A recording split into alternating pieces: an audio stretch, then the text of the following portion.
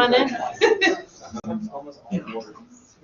All right, everyone. I think we're going to go ahead and get started. I know I have a few more people trickling in, but welcome. Thank you all so much for being here. For those of you who I don't know, my name is Lauren Cosrow. I'm a full-time librarian here at Triton College, and then I'm also chair of the Academic Assessment Committee. Hence my role. That's my role today.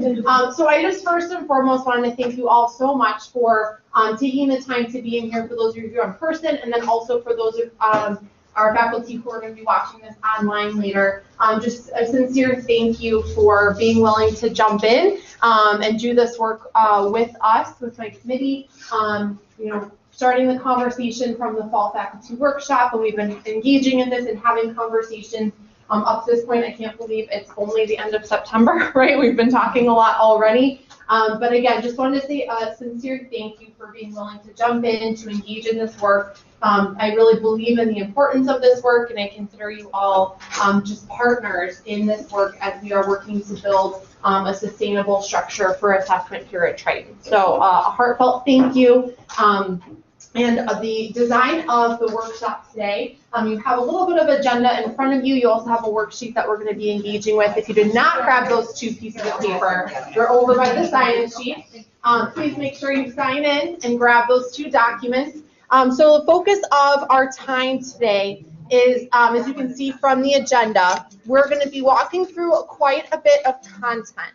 So the first kind of section is going to be a little bit of housekeeping. It's going to be about the stipend role, the work that we are accomplishing this semester and this academic year, a little bit of a view moving forward, and then we're going to dive into some more content around assessment. Now, the couple things that I wanted to use to kind of frame this is, first of all, the idea that I know that we're all engaging with assessment from a wide variety of maybe expertise or familiarity or use in the past. And so as I was kind of designing these workshops and thinking through that, I didn't want to assume a base level of knowledge. I want this work to be approachable at any point that you're entering. But I also wanted to point out that I think one of the issues that has been pointed out in terms of our collective assessment knowledge is not all of us being on the same page or having the same foundation.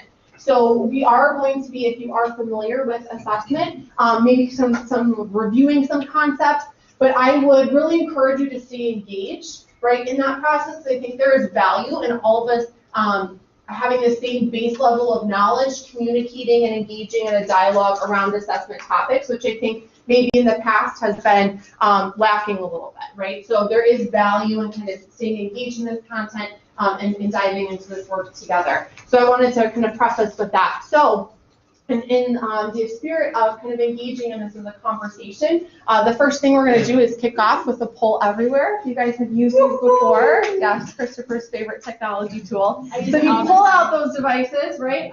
Go ahead and pull that out. And the question that I wanted to start framing our conversation with is, what comes to mind when you see the word assess? And so you can text, as you can see, Pamela was the one who set this up. So you can text Pamela Perry 451, and then the number that you text that to is 37607. So if you text to 37607 and you type Pamela Perry 451 and then your text message, what comes to mind when you see the word assess? And as you're filling that out, again, I think it would be maybe a little silly to not acknowledge the fact that we have a long institutional history with assessment. And then as professionals, right, we have an experience with assessment, whatever that experience might be. So I want to acknowledge that, engage in that, right? If it's been here at Triton or at a different institution, what comes to mind when you see the word assess? Oops. Again, you're texting 37607, and you're texting Pamela Perry 451, and then what comes to mind when you see the word assess? No, that's 3 texts, then this number. Oh, here, I'll do it. I'm gonna watch. I use this in class. Oh, great. Okay. So.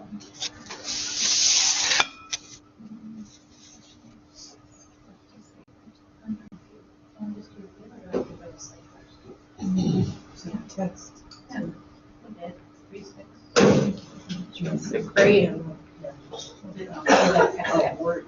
Oh, I gotta put pen, okay, I got it. Yeah. First you have to call, whole EV. That count? Whole EV, that counts. And then, so I just go with it. Give you just a few more moments. No, yeah, I'm doing it. No, I did that. Oh, okay. Okay.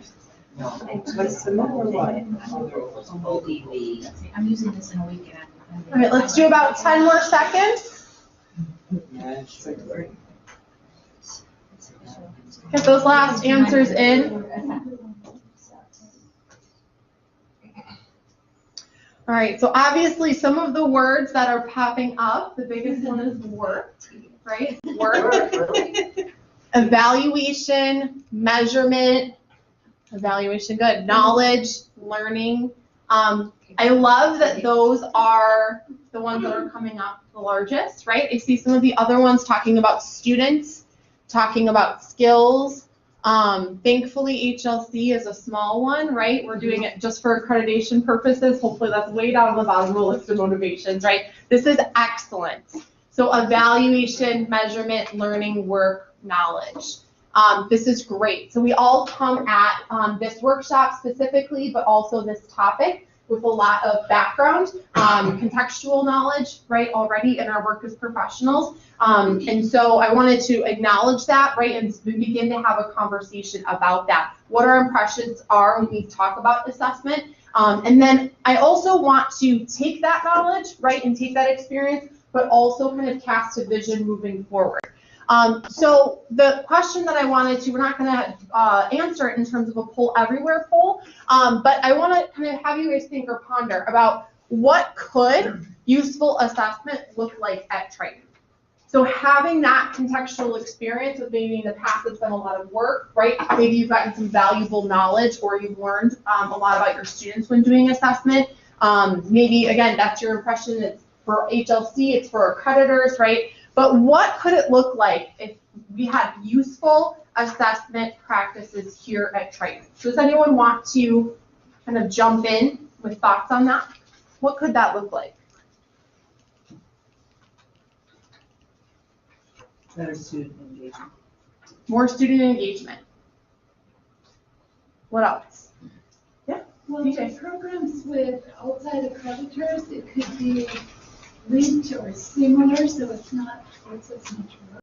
Excellent. So the idea, if you already have an outside accrediting agency that kind of dictates some of those assessment efforts, making that integrated into your own assessment practices. Absolutely. Any other thoughts, Beth? I see it as a collaborative process with people in your department so that you can talk about better teaching methods. Great. Absolutely. So a collaborative process where faculty are engaging with each other. Absolutely. Any other thoughts on that?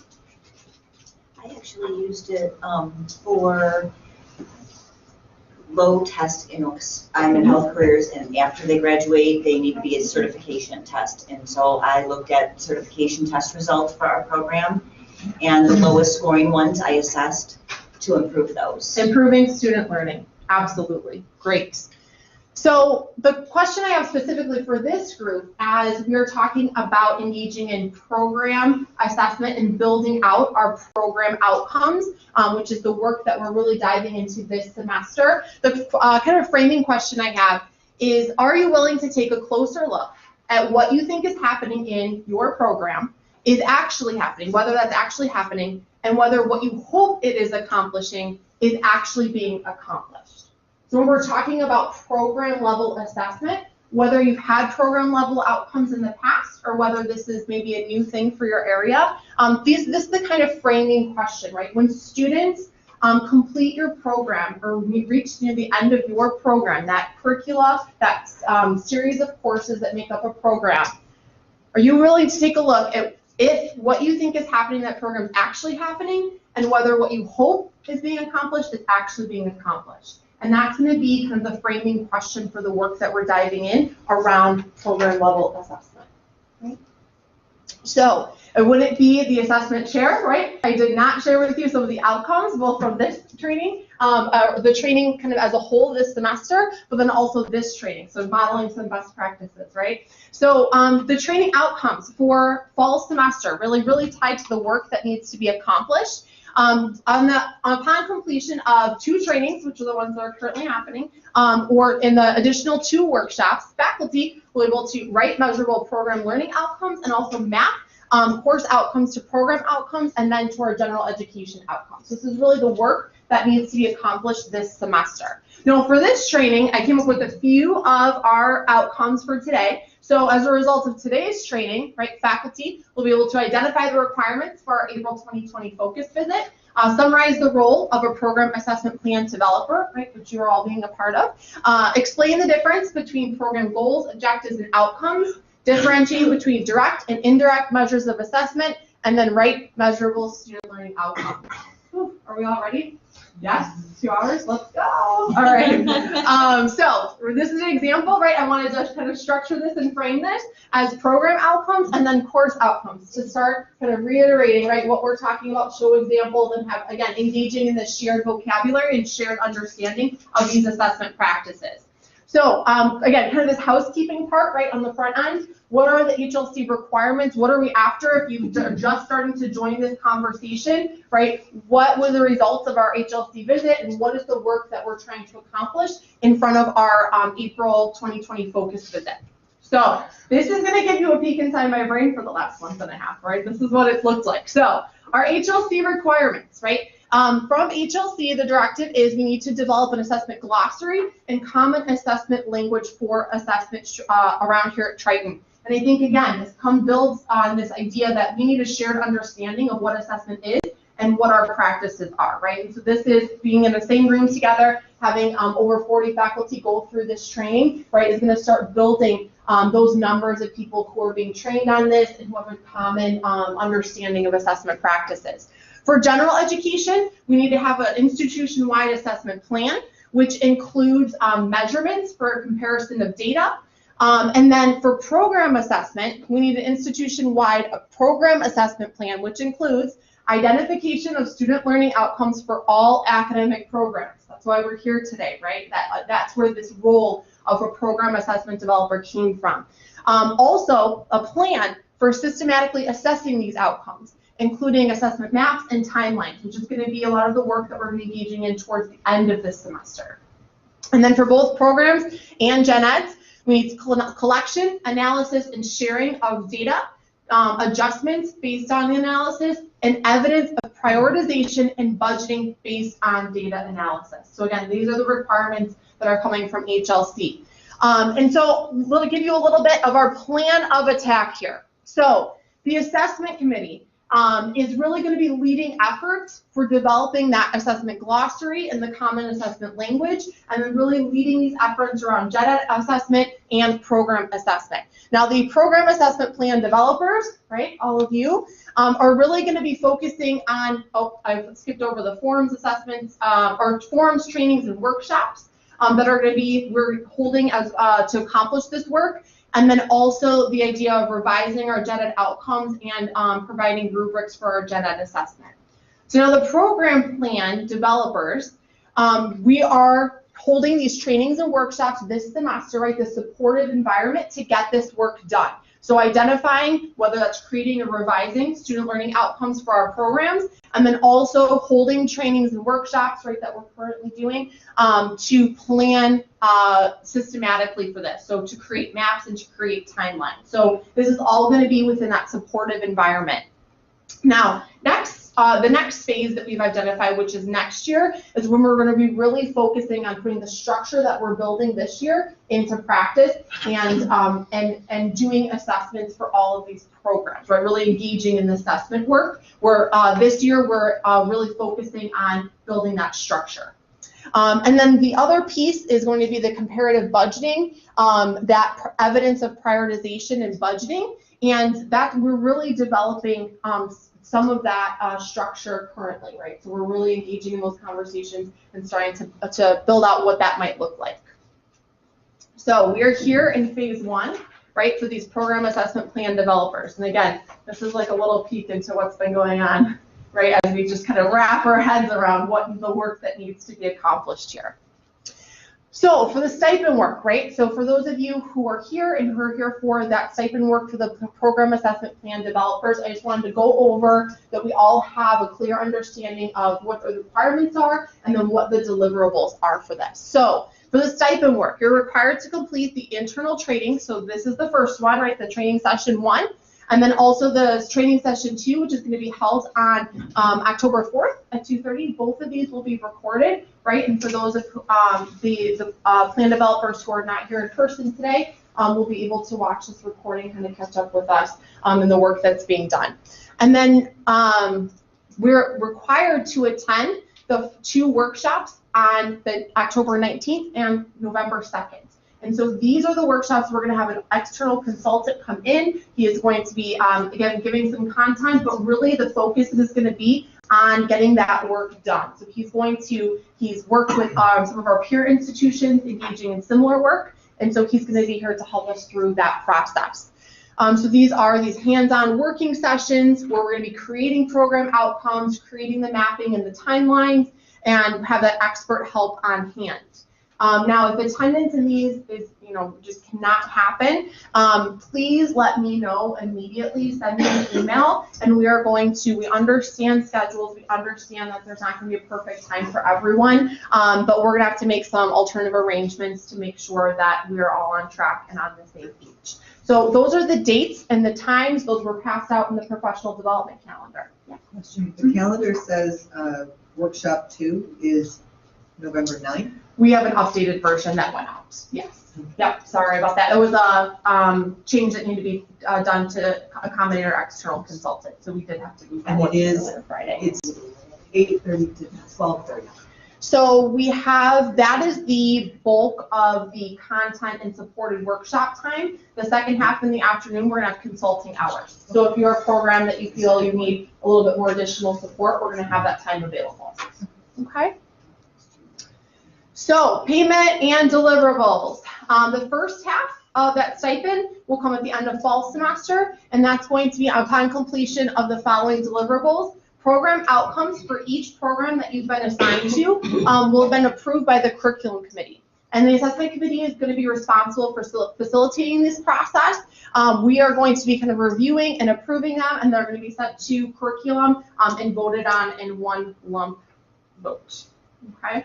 So that's going to be kind of that end deliverable at the end of the semester. The curriculum committee has changed its forms to include program outcomes, and so that is how we're going to facilitate that process. So the half of the stipend is going to be delivered at the end of the spring semester, and that is going to be the program general education maps for each assigned committee and the timelines. And so again, the assessment committee is going to be facilitating this process via training. We don't have the training dates yet, but we will be working on those.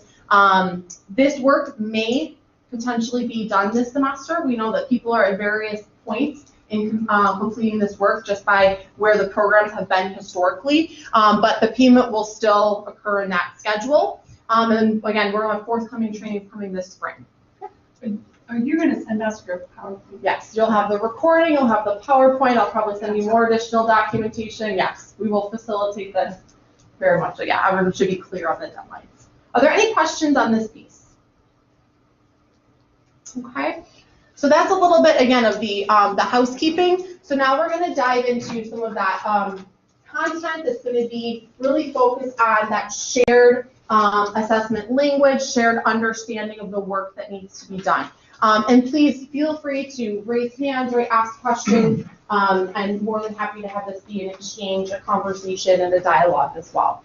So the elements of an assessment structure, right? I really love this, this quotation by Susky. Assessment is part of a process that identifies what we want students to learn, provides them with good opportunities to learn these things, and then assesses whether they have learned these things, right? Just a clear overviewing of what the work is when we're talking about assessment. So why do we do assessment? Assessment results provide feedback on the teaching and learning that's going on in our classrooms. Assessment activities help faculty and staff see how courses link together.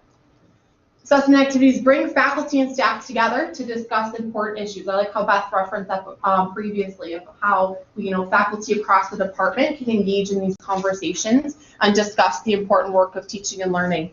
And then also assessment can bring some of the neglected issues to the forefront, right? So as we're doing assessment engaging and assessment activities, we may be able to engage in that shared dialogue with our colleagues about things that may not have come up previously. I really want to emphasize this, right? Assessment in itself, just by doing the assessment, does not improve teaching and learning, right? The assessment itself does not improve teaching and learning. It's how faculty, staff, and institutional leaders use it that leads to improvement in teaching and learning. That's why if you've heard the phrase closing the loop, right, is so important, is just by administering the assessment, right, we can check a box, but that does not improve student learning and the teaching that goes on in our classroom. So here's that assessment cycle, right? I'm sure all of us have seen this multiple times. The assessment cycle, right, should be really deeply rooted in the vision, mission of the institution, and it starts with identifying desired outcomes, right? That's where we are right now, especially for the program level, is we're identifying these outcomes for our programs. Then we create an assessment plan to assess the outcomes. We interpret evidence. Then we plan for improvements or changes based on evidence, and then we implement, right? And this is a continual cycle of improvement. So for the types of assessment that we are engaging in, this diagram shows that our general education assessment, right? So we have assessment that happens at the general education level. And this is part of that structure that we're going to be building out this year, right? So it's been identified that we need to have a systematic way that we are assessing whether students who walk in the door at Triton, when they leave, to what extent and how are they learning our general education outcomes. So it's at the highest level. And then the middle level here is the program level assessment. And again, that is where we need to build out some structure here at Triton. Is for all programs, we need to have program level outcomes. So the question is, when students complete your program, whether they are transferring out towards the end or whether they are graduating and completing, what are they learning as a result of going through that course of study, right? So as you're thinking about this, hope you're contextualizing it with the specific programs that you're either responsible for or you're going to be developing these outcomes for. So what are students learning as a result of that course of study? And then our course level assessment, right? This is where we've been doing a lot of the focus here at Triton, is what is a student learning as a result of the course, right? Of being in that particular course. What are students able to know? What are they able to do at the end of the course level? Yes? So in the HLC report, were we doing okay with course level, but not program level? I'm just trying to clarify.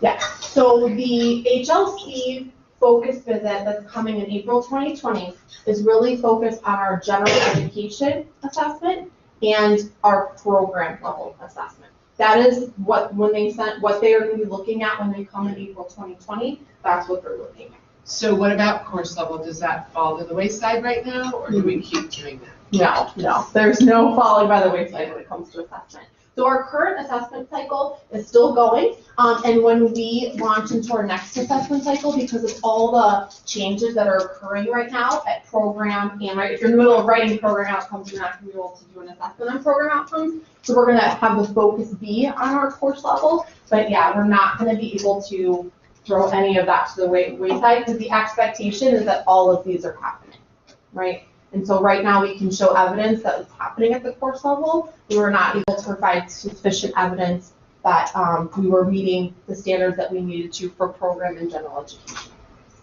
Great question. Dr. Griffin, was that a hand or? No. Okay. All right. So general education assessment. So just a brief overview of these different types of assessment. Our general education assessment, these are overarching outcomes, or our 9 general education outcomes that are addressed repeatedly in multiple courses rather than a single course, right? For our general education outcome around critical thinking, right? So this is going to be a concept, an outcome that is going to be embedded in courses repeatedly during a student's experience or time here at Triton College. That's why they're called general education outcomes. We are in the process of revising. Currently we have 9, but we'll be moving forward a proposal this semester to revise those general education outcomes to make sure that they're truly general and they apply to all courses that are here at Triton. And the responsibility to assess general education outcome is really shared between our academic faculty and student affairs staff. So again, as a student goes through their experience here at Triton, they may engage in activities, services, programs that build things like their written and oral communication, right, in other venues besides just the classroom, right? And so we want to capture that. And as our general education outcome, this is taught in the classroom, but it's also supported and learned in different programs, student clubs, organizations, programs. Again, this is across the institution. That's why there are general education outcomes. Now, program level assessment, right, this middle tier. Program level assessment measures the knowledge, skills, attitudes, behaviors, or values that students should be able to demonstrate at the end of a program of study. Again, if you're reflecting context, your local context, the end of a program, what should students be able to do? And I know that for a lot of programs, as I've engaged in conversation, it has been, well, we don't have as many students necessarily completing and graduating, right? They may transfer out before that. It's really towards the end, right? So we're going to have those conversations of how to best capture that. But as a result of, completing that course of study, what should students be able to demonstrate in terms of their learning? And these outcomes are broader than just those of its courses, right? It's not just plucking student learning outcomes at the course level, pulling up to the program level. It's really looking at that course of study comprehensively and creating a little bit broader outcomes. And then our course level assessments. So these are typically based on tests and assignments that contribute to the grading process and measures how well students as a whole are achieving the course's outcome. We're going to talk a little bit about grades versus assessments in just a few moments, but it's talking about how well students as a whole are achieving the course's outcomes. Do you have any questions on these types of assessments as we move forward?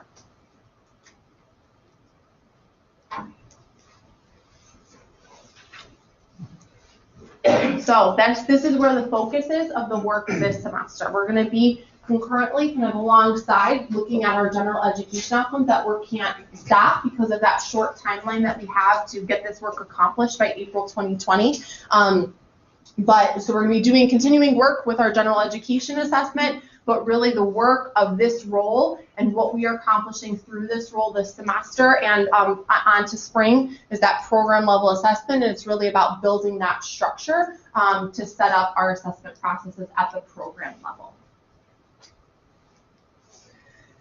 So the next piece that I want to dive into, yes? Sorry. No, it's okay. Do you want me to go back? No, our timeline.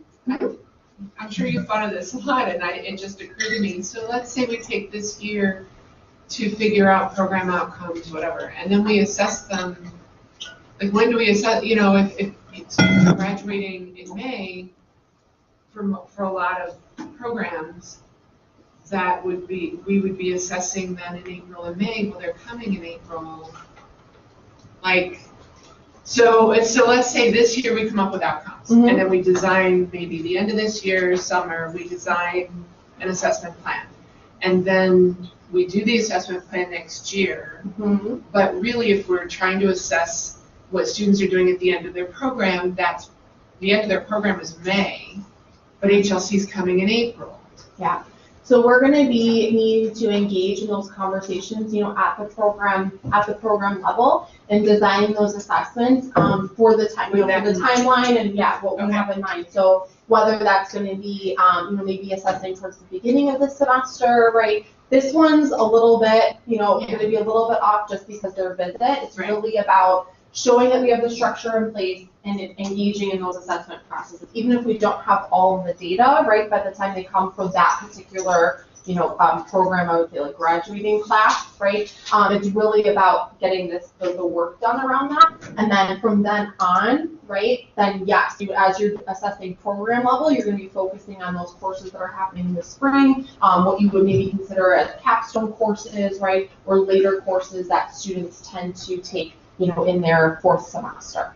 Because then we also wouldn't have time to develop, closing the loop on it, or developing, the budgeting according to our result. Like, there's a lot of this that they're not giving us time for. So yeah, it's a very tight timeline, but I also believe in engaging in the work, right? Getting these structures and processes, because right now, when they say show us all of your program learning outcomes, we can't do that, right? And so that is, the idea is really engaging this work, getting this work done, and so when they're coming here for their focus visit, right, it's saying that we have all of these structures, systems in place, and we are moving on this. And Lauren, may I jump in Yeah, really quickly?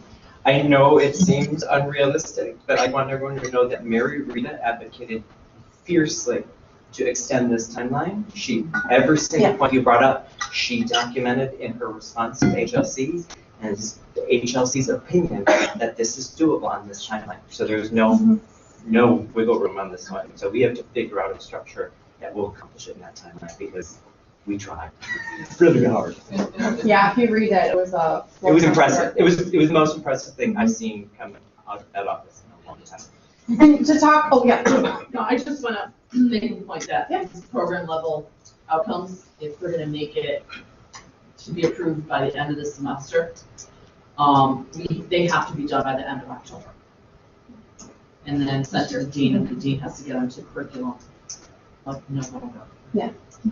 So that's what we're looking at, Building the program level outcomes to be done by October. The end of October, excuse me. All right.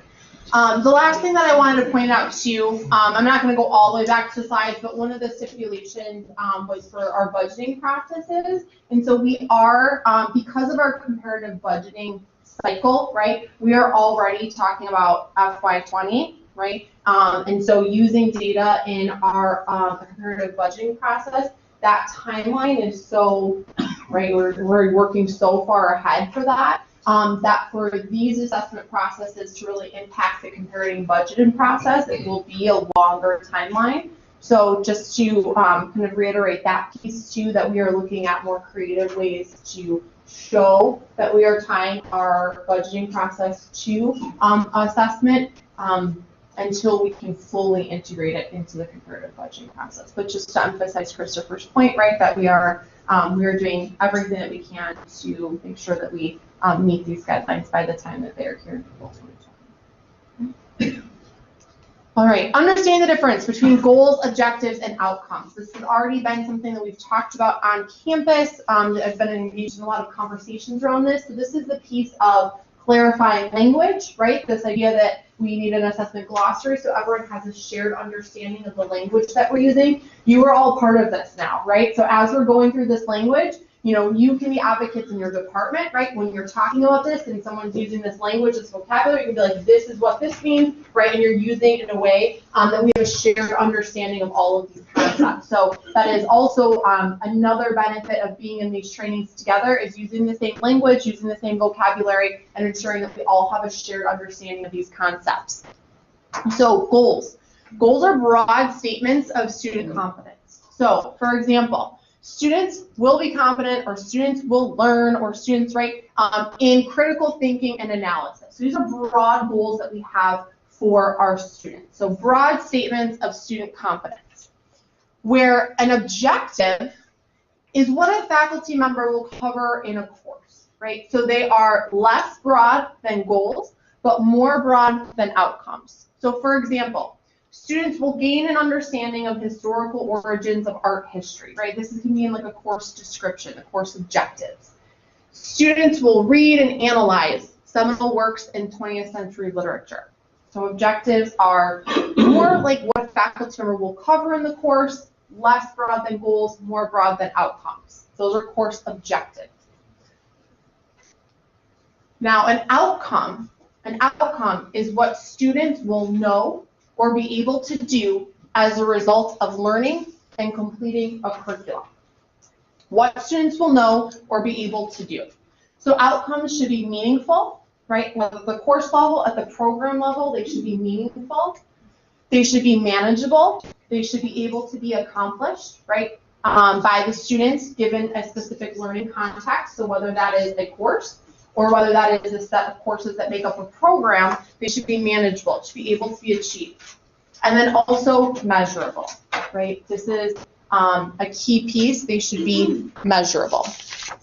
And so an example that I gave is, when given a case study, students will be able to apply principles of evidence-based medicine to determine clinical diagnoses. So the measurable piece is important because you need to determine how will you know when learning has been achieved, right? How will you know when learning has been achieved? So with that, I know I've been talking for a little bit, and we're going to give about a 10-minute break in between before we move on to getting a little bit more in-depth with writing outcomes and with assessing outcomes. So I just want, we don't take the full 10 minutes, but if you guys need to, get up or grab me. All right, we're going to go ahead and get started again.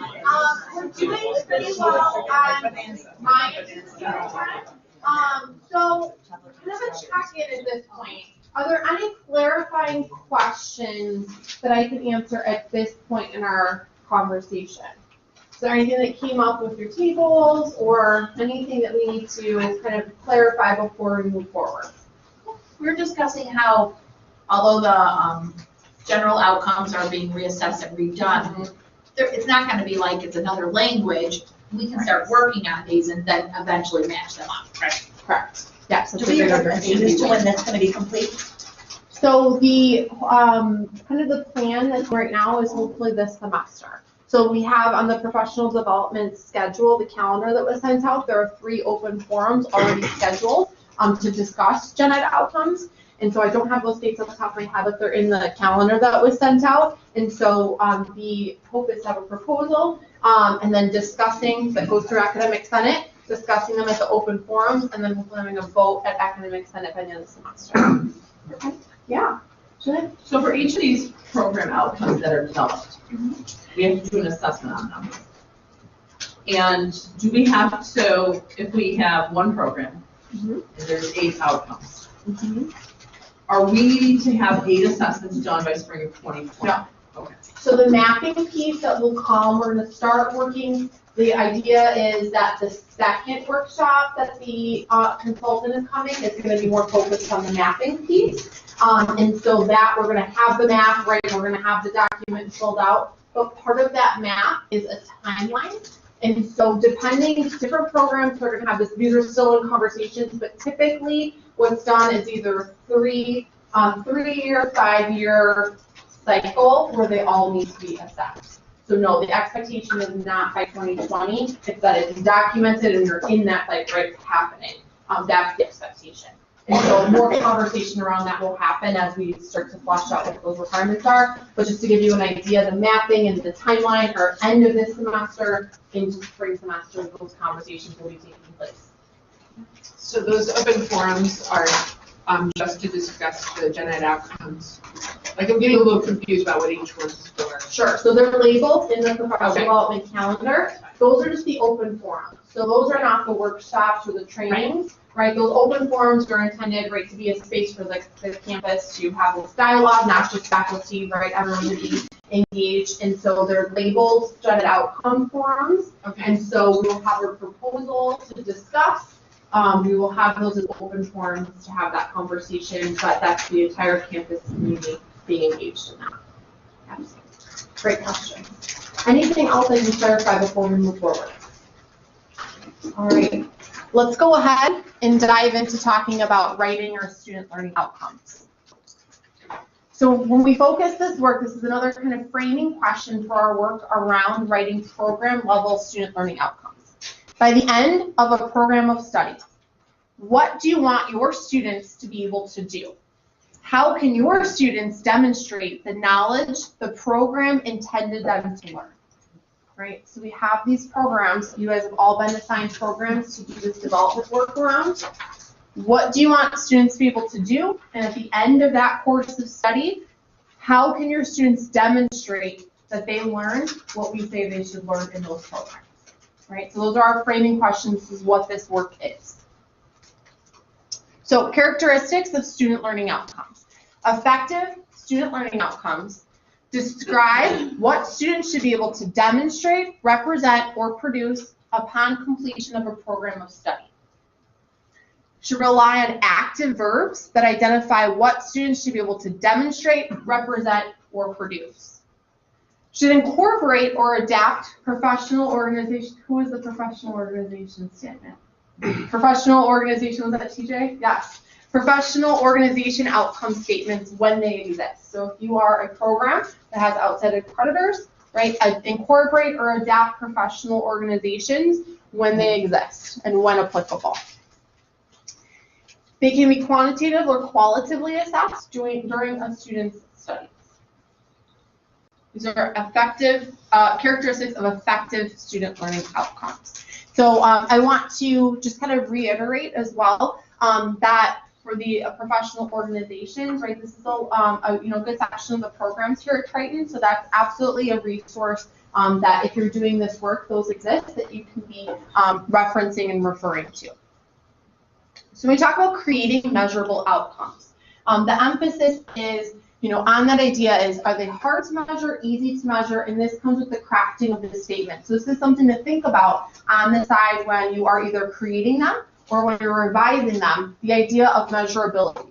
So an example of statements that are hard to measure, they will appreciate the benefits of exercise science, right? When we look at the word appreciate, how do we capture that, right? How do we capture that students will appreciate it?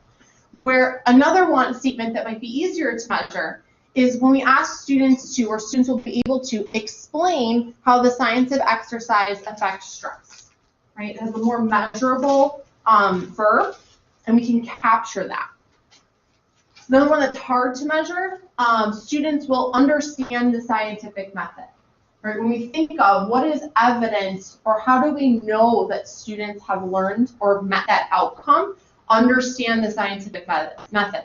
Where one that might be a little bit more easier to measure is design. Students will be able to design a grounded research study using the scientific method. Right? So this is all in how these outcomes are crafted and stated. Creating hard to measure, students will become familiar with the correct grammar and literary device. This is a great example because at what point are they familiar, right? What's the threshold that you are saying when one is unfamiliar, then they reach familiar, right? What is that threshold? How would you be able to measure that? Where something that's a little bit easier to measure is they are able to demonstrate the use of correct grammar and various literary devices in creating an essay. Right, a little bit more clear on when that objective is met. Hard to measure, learn critical thinking skills. Again, that issue of threshold, right, such as problem solving as it relates to social issues.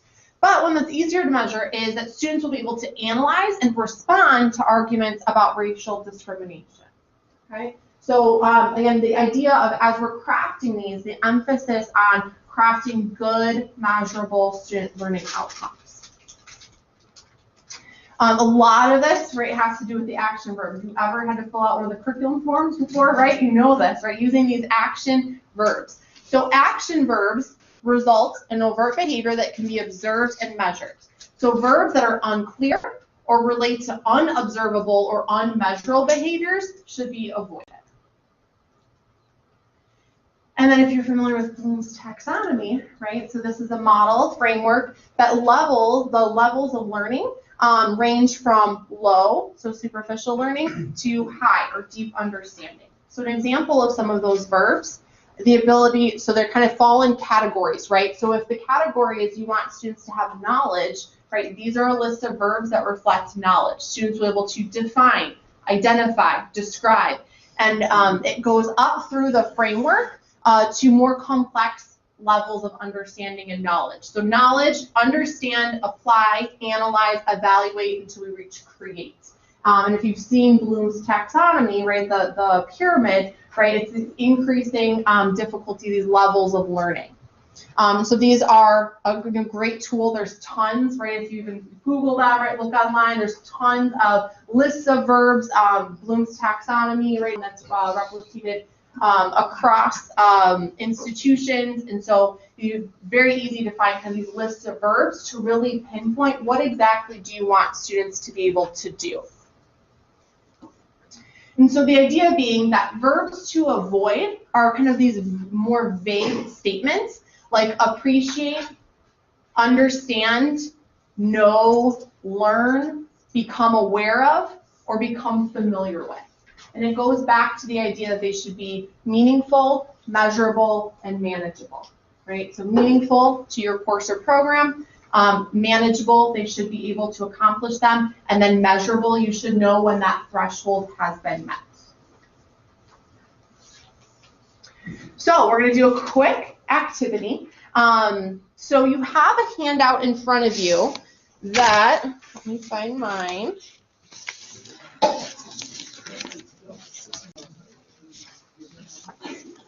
That summarizes, some of what we've talked about. So the front page starts with what are student learning outcomes, right? Gives you kind of an overview of what we talked about today. And then the second page on the back, it starts with writing student learning outcomes.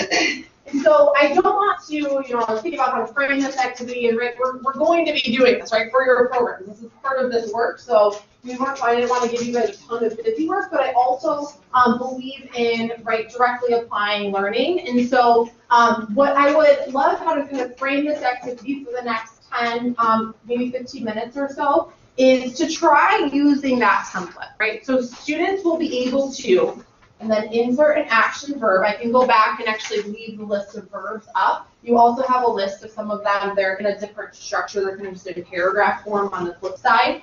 But insert an action verb, and then describe the knowledge, skills, attitudes, or values that you would like your students to accomplish. The other thing that I wanted to kind of give you a flavor for is the difference between course level, right, thinking of one as a specific course, but then kind of pulling back a little bit and thinking of a program level, right? So those are the two examples, or the two activities that I would like you to do, is to try to brainstorm for one of your courses. Think of a particular course. What's the course level outcome? You may even know them, right? So for the course outcomes that you have, maybe it's on your syllabus, right? So you may have an exact example that you can list, and then pulling that back out to think of what would you have students learn at the end of a program or course study, right? So go ahead, brainstorm, take a few minutes, give this a shot, and then I would love if you could chat with your neighbors about it, right? Share some of them, and then maybe even go through the checklist at the bottom and give that a try of looking at your outcomes, going through that checklist,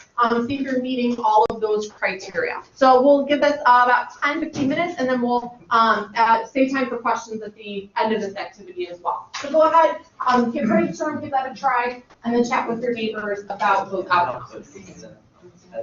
That? I've been seeing this. I've been seeing the facial expressions. I'm excited. I want to see.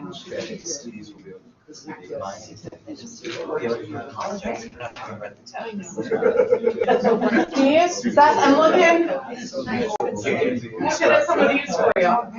Oh, yeah, so it's create. Use one of those. I mean, you can use create, right? But I was just giving you some of those. I'll use something else. We got some design, I compose. like construct. See? Also, this is a very limited list. There's more for you.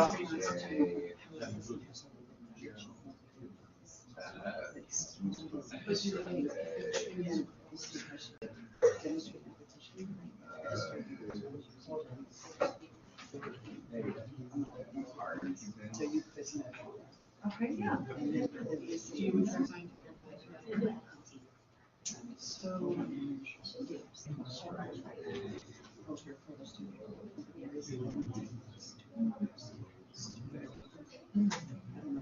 I think I can elaborate on some of this. Yes, okay, for sure. So, are we ready? Okay, so that is a course. Very specific to a course like chemistry. So that would be.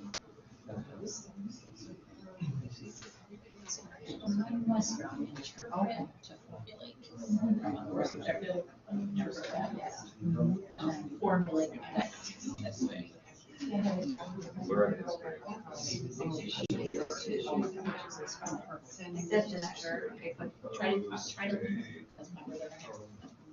you want to share other What's that course? Here, tell me.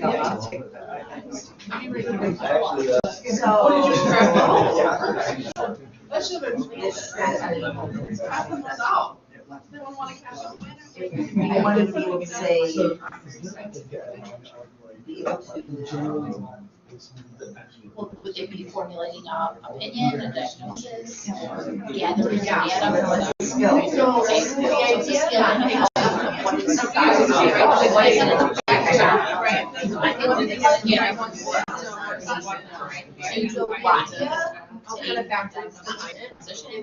what they should, what they give this information. That's all right, academic tech. Well, It's either 3 years or 5 years. Or 50, 3 years or 5 years. for this test. Somewhere I would say, no, what about the purpose of Yeah, it was that program would be like, That's why Untitled Chapter, but again, same thing, like if you wanna create, not a skill, you can, for that patient. you're not gonna write, and that's where I think for. Give the information to the physician, have that diagnosis, and right before 12, you had. Does that make sense? Some areas of like might be reassessing. So program example, like program outcomes would be like for you to pass the test, they need to know this skill. But this skill by itself, they give you just one thing, you can't say for everything, well, they need this test, that's what they need. To get a job and be good, but certification doesn't, you're gonna put it somewhere else. Oh, you're Yeah. so. Why? There's so many. Well, Well. like my problem is I For the I write them all physician. down. It's Hard to pick just one that's fair. Make it, make it a little bit more. Why do they have to do that? Say, not to pass the test, that's gonna be a different tool, it's gonna be objective. I can do this for every single skill. That's why I was saying, that's why I was saying, you're gonna have There's to like cluster the thousands in there. I mean, there's like That's what I'm saying, so if you have, I would say, perform down the shoulders, otherwise it gets perform. The liver, the pancreas, the kidneys, I'm gonna make it in one statement, perform down procedures as. That's what I'm saying, I'm gonna start reading objectives, I mean.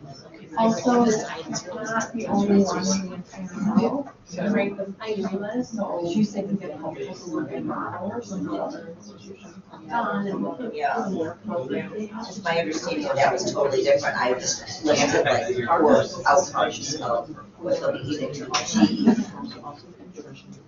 Yeah, like they'll obtain the So why knowledge. don't you make it pass the test, pass the certification test? This is a course. Exactly, that's what I'm saying. So if you want the program to do that, Yeah. then change, make this program.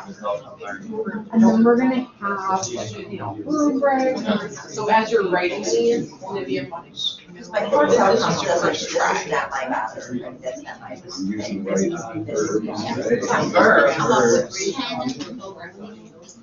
Oh, yeah, that's true. Program. And what are they? 5 to 8 is kind of. That's my But as you write that, what I did is I started writing So the only thing is and then I went, oh, this one really goes with this one, and this one goes with this one. Yeah, it was basically, Yeah. you would be Not using that for farther to the left. Yeah, demonstrate I At the program level, we would have to So show it's mastery, so at the program level. you would say- We'll do 2 more minutes, 2 more minutes, and we'll start wrapping up. The other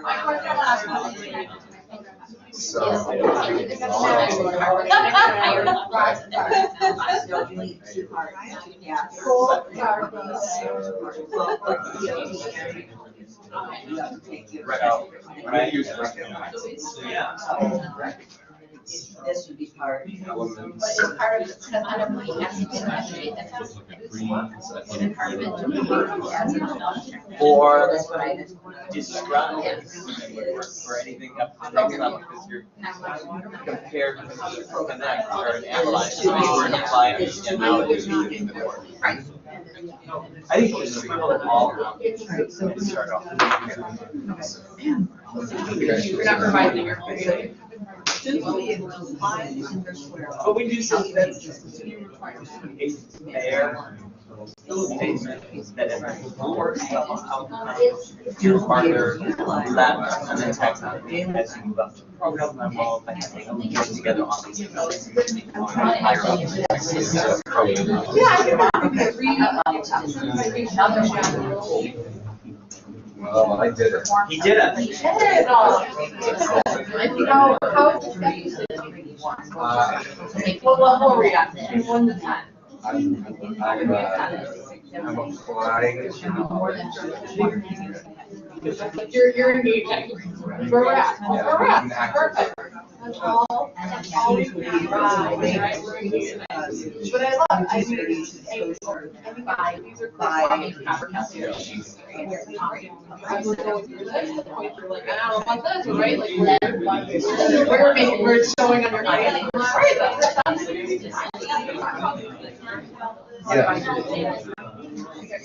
I'm thinking too, that when you delve into this, it's gonna be much easier. Yes, that's why I'm doing it too, because I know Well, and it's gotta get done. yeah, it's gotta be done, yeah. And so. Being like.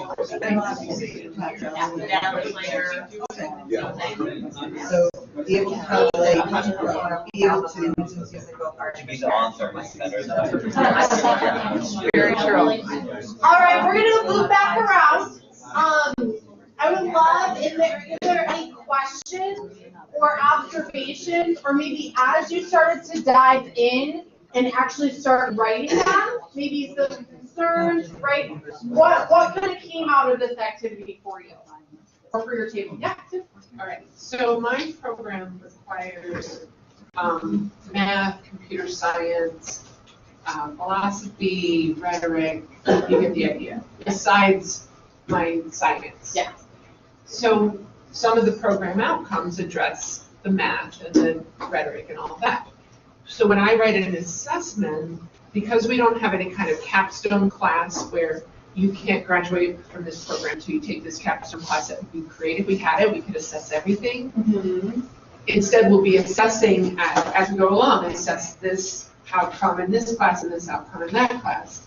But I can't assess in the math classes because I don't teach math. Mm-hmm. So what do you suggest? So in general, as we have this core general education core, those are covered by the general education outcomes, right? And so what you're creating or what's unique to your program, right? So what is a student who takes your program versus a different program? What should they know and be able to do, right? Because the general education core is really covered by those general education outcomes. So it's what makes your program, right? And I understand that as far as assessment goes, but then when we write program outcomes, we're not writing them only for assessment, we're writing them for other reasons.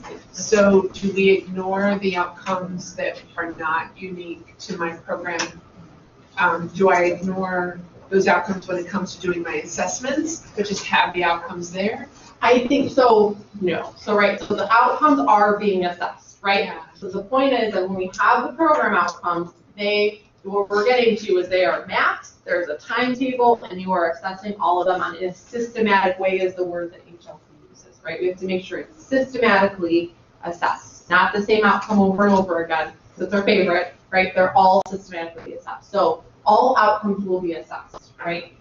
In terms of that particular, I think where we're getting into in that question is where the kinds of questions we're anticipating in those more supported workshops as we're actually really getting into the outcome writing, especially with our external consultant being on hand. So I think that's going to be a great time to dive into the specificity of those questions in terms of, what does that actually look like fleshed out for your specific program.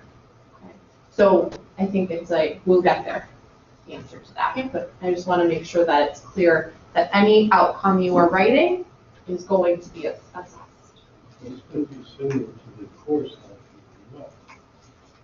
You do a course outcome, it's going to be similar to the program outcome. It has to, right? Because it's embedded in the curriculum and in the courses that are being taught. Absolutely. Except some of the language will change. Yeah. It's I think it's if you think of that idea of the pyramid, right? It's just kind of pulling back the lens a little bit. But yeah, a lot of the language it shouldn't be coming out of left field, right? It's coming from the courses that make up that program. You shouldn't be just pulling course outcomes, but it's gonna be similar language, similar ideas, because you're just kind of pulling back the lens a little bit and looking at what they should cover as a result of being in that program. Great point. So that's any other observations, questions that came out of this activity? My question would be, how many of these verbs would you like per point? Like in general, like how wordy do we want us to be? One. Just one? Just one. Okay. Because when you start getting the signal, right, that you're starting to do too much is the and, because then when you assess it, if you're saying I'm assessing this outcome, you have to do all of those different parts, right? So if you start, using 4 or 5 different verbs, well, if you're saying this outcome is met, you have to show all of the verbs are being met. So with an outcome, it should be one verb. They will, students will be able to analyze this, and then you have one assessment that's showing that they're. Well, these are great. Any other questions, comments, observations from this activity? And I didn't want to do too much, right, kind of in terms of this section, but this is the work that will be done as we're moving forward, right? We'll get to that in just a minute, but the next steps that we're moving forward is directly related to this kind of work. Okay. All right, we're doing excellent on time. So, assessing student learning outcomes. Although we are not getting into assessing program learning outcomes until next academic year. So we're building the structure this fall, this spring. We are diving into assessment next fall and next spring. I think it's critical to write outcomes with assessment in mind. So this last section that we're covering is just talking about assessing these program outcomes, because I think it's critical to frame the work that you're doing now, right? So we're not actually engaging in the assessment till fall 2019, but I think it's critical to frame the work that you're about to do, okay? So we're going to talk about assessing these student learning outcomes. So the first conversation or point that I want to make is about grading and assessment, right? The relation between grading and assessment. So grades, your course grades alone, do not provide meaningful information on exactly what students have and have not learned. And that's for these reasons. Grading and assessment criteria may differ. So here's an example of that. So a student's course grade can be impacted by attendance, right? If you have an attendance policy and you reduce points, or they get knocked points for not attending class, that does not have anything directly related to student learning, right? The argument can be made when they're in class, they're learning more, right? But the direct, they could have accomplished learning in a particular outcome, but have a lower grade because they were absent too many times, right? So it's not a direct representation of student learning. Same thing for participation, right? You can have a student that's in class, is not participating actively in the way that you would like to see for their course grade, but maybe internalizing and be able to demonstrate the criteria of the learning in your class. Same thing for late assignments, right? The assignment could demonstrate that they are confident in these student learning outcomes, but it was 3 days late, so you reduce points, right? So that's the difference between grades and the student learning assessment, is that the criteria may differ. But grades and assessment can work together to provide data on student learning. Okay, so they're not necessarily, and I want to kind of demystify this idea that all student learning assessment is an add-on, right? It's extra work that you have to do in your classroom. These assessments should be embedded into your coursework, right? It should be a daily part of the teaching and learning that's happening in your classroom. So that's where we want to talk about assessment and link it back as we're creating these program level outcomes. So they can work together to provide data. Another example of this is, for example, grading an assignment with a rubric, right? So you can have a rubric that you're using for assessment and be marking it right alongside as you're grading, and they can be working together, right, doing the exact same thing as you're filling out an assessment rubric on a particular criteria for student learning, and you're grading the student's paper, the project, the report, right? They can be working together to provide data on student learning. So let's talk about direct and indirect measures of student learning. So direct measures of student learning require students to demonstrate their knowledge and skills. So when we're thinking about assessment activities where students can show their learning, these are students producing tangible, visible evidence of what they have and have not learned as a result of a course, a program, or an activity. So some examples: tests, essays, presentation, classroom assignments, portfolios, licensure exams, capstone experiences, classroom response systems. So all of these are direct measures of student learning. So an example, an outcome, student learning outcome. Students will analyze current research findings in the area of social psychology. So that's the outcome. They're going to analyze research findings. How can they show that students are able to do that, right? How are they going to show that they can meet that student learning outcome? It could be directly assessed in an essay, maybe a case study, or a presentation. So these two ideas, what the outcome is and how students are going to be able to show that they accomplish that, that goes to, those important pieces of an outcome. Are they measurable, right? Are they manageable? Can students actually show this in your course, or in this case, at the end of their program of study? And are they meaningful? So this is the outcome, and directly tied to it should be, how are we going to assess this, right? How could, it doesn't have to be the exact test, right, or the exact thing, but how could they show this, right? The concept that it could be an essay, a study, a case study, or a presentation. Are there any questions on that? So direct evidence or direct measures of student learning assessment. Now, indirect measures are of student learning capture students' perceptions of their knowledge and skills, and they can supplement direct measures of learning by providing information about how and why learning has occurred, but they supplement, right? So this can be an additional piece to supplement, but an indirect measure of assessment should not be the only measure of assessment used to show or to demonstrate learning, okay? So an example, self-assessment, peer feedback, end of course evaluations, if they're talking about the course, not the instructor, right? Surveys, focus groups, exit interviews. So I think this is important to note because these indirect measures I have seen used as evidence of student learning outcomes in the past. And so we want to ensure that you can do them, right? But they are supplementary to direct evidence of student learning. So an example, right, the same example, analyze current research findings. Students will be able to do that. That outcome can be indirectly assessed with a student's self-assessment, maybe of reflection on their ability to analyze findings in the areas noted in the outcome, right? But that would not be a direct measure of student learning. Do you have any questions on this? Examples of direct or indirect methods. So as we're designing these outcomes, we want to create them with assessment in mind. So again, you're not necessarily dictating for all of the faculty who are in your department, or you're not dictating exactly how the program outcomes are going to be assessed in those classrooms or for your program, but you should be able to say this outcome can be assessed with this kind of assignment, right? So as we're writing them, we want to make sure that we have assessment in mind.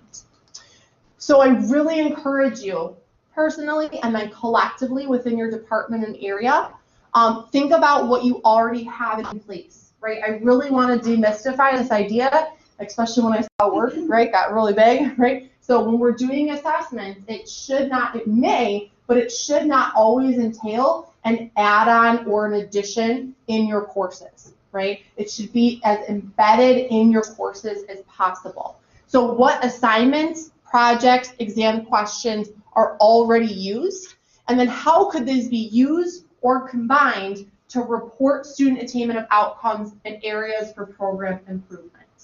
So that's what we're getting down to is we say, right, when the framing question, are we willing to look at, if students are accomplishing the learning that we say they should in our programs? So what do we have in place? How can they be used to report on student learning? And how can we use that for program improvement? Again, I've mentioned this already, but Create embedded assessments, right? Course level assessments that do both, right? They provide information on what students learned in the course. I gave that example of maybe it's a paper project that you're grading, right? You got your pen, you're grading that paper, that project. But then on the exact same one, you're filling out a rubric for your program student learning and outcomes, right? So it's the same assignment. It provides a grade for your class, but it's also showing student learning for a program outcome, towards program or towards general education outcomes. And all of this should be framed in that question of what do we want students to be able to do? So how can students demonstrate the knowledge the program intended them to learn? So when we're talking about program level assessment, program level outcomes, right, those questions as we're starting to build the structure, or maybe revise the current structure that's in your program, these should be the driving questions, right? What do we want students to be able to know and do as a result of that course of study? And then how will they be able to demonstrate that they've achieved the outcomes the program was intended for them to achieve? All right, so as we're wrapping up, there's just a few reminders. Assessment is a perpetual work in progress, right?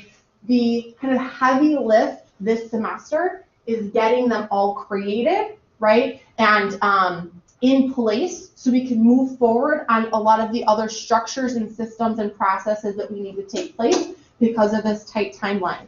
But also these are not necessarily carved in stone, right? So assessment or outcomes, all of this it's a continuous cycle of improvement, and it's a perpetual work in progress. So be aware of that, right, as you're asking for feedback from your colleagues or as you're engaging with that. This is a work in progress. It's not necessarily engraved in stone, but we need to create them, and then these should be looked at, examined. It shouldn't be 15 years before these outcomes are examined at, right? So it's a perpetual work in progress. The other piece that I want to kind of leave you with, right, is the best assessments improve teaching and learning. So as we kind of embark on this journey together, right, and start creating these processes, this assessment pieces, as we're building this structure, we're not always going to get it right 100%, right? We're not all going to have perfect assessments in our classrooms or in our programs. We're not always going to do it perfectly, but we're going to collect data on student learning that's going to lead to improvements in teaching and learning, right? So we have the ability to rework, work in progress, continuously improve, and then what we capture can always lead to insights that can improve teaching and learning. And that's really what this entire process is about, is student learning in our classroom and improving the teaching and learning that's occurring on our campus. So, wouldn't be, again, an assessment workshop without an assessment activity. So, you have these note cards that are on, we're modeling best practices, right? So, there's the note cards that are in the center of your table. And what I would like for you to do before you leave today is, I still have a few things for next steps, but I just want to make sure before people got up and left that they did this. Please write down kind of your muddiest points. So what still needs to be clarified about this whole process, right? We have another training that's coming up on October 4th. So I will directly use these insights and this feedback to help as I'm shaping that workshop, that training. And so please provide feedback on anything, right? How I'm presenting, feel free to do that. Or if it's on assessment, any processes, procedures, right, clarifications, so I can ensure I do that in our next internal training so we can really hit the ground running when our external consultant is here on campus. So we really want to make sure that we're coming to the October 19th training, we are ready to work, ready to go for that. So any feedback you have for me looking towards our October 4th training. So as you are doing that, actually, I'm going to give you guys look like you're working. I'm going to give you a minute to think about that. And then the last piece I have are just direct next steps for us.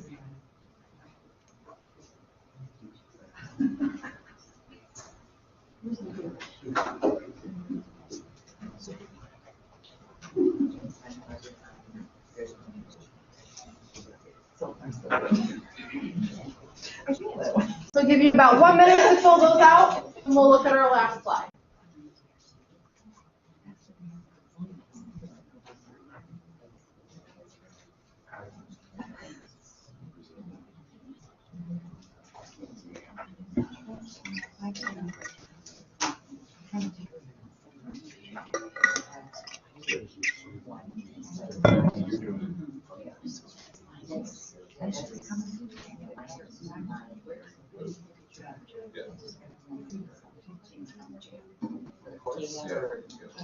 Okay, I'm gonna go ahead and just clarify our next steps, and then we'll wrap up. So, direct next steps from this workshop, right? Because this directly ties into our next training on October 4th, along with your feedback. Your homework assignment for this is to identify whether the programs you are covering, so the programs you were signed up to cover, right, whether the programs have existing program outcomes, right? So that is your homework assignment, to identify whether or not the programs you are covering have existing program outcomes. It's okay if they don't, right? That's why we're here. So if you don't have them, then your assignment is to send me an email and say, we don't have them. But if you have them, then please email me any existing outcomes in a Word document. This is going to help me prepare for our activities for our next training. So in a Word document, send it to my email address, laurenkaiser@triton.edu, by the day before that training, so Wednesday, October 3rd. What if we're embarrassed of that? Nope. This is a wide open, transparent process. So send them over. To be honest, it's preparing activities for that one. So really, I'm not in a position right now to read through all of them. So it's preparing activities that we're going to dive into for that training. So if you don't have them, send me an email that you don't have them. Otherwise, you will get an email for me asking you if you have them, right? So send me an email if you don't. If you do, please send them in a Word document to my email address. If you don't have Just email. Okay. They should be somewhere else. I have TK20, but if not, I'll look at the catalog, but it's like I asked Marianne about it. Yeah. Actually, that's what I run on my card. Got it. Great. So the last thing I just want to emphasize is that there is no need to run back to your office and start revising outcomes, right? We built this in, right? We have this professional development calendar. We built this into the structure, so please don't run back. If you're embarrassed of your outcomes, don't run back and start fixing them. We will build this into the calendar, right? So just send the existing ones. If you don't have them, that's okay, right? Don't run back and start fixing them. We're going to build that in with the training. Okay? Yes. Generally, how many program outcomes? A good standard is about 5 to 7, right? With, again, in the idea that every program you write will need to be on a calendar and will need to be assessed, right? And how about for a course? 5 to 7 or 1 to 3? No, I would say same number. Yeah. All right, with that being said, thank you all very, very much for being here. I will see you guys hopefully in person or online October 4th. And you'll send us a PowerPoint. Yes, you will get all of our documents. Everything I have. So,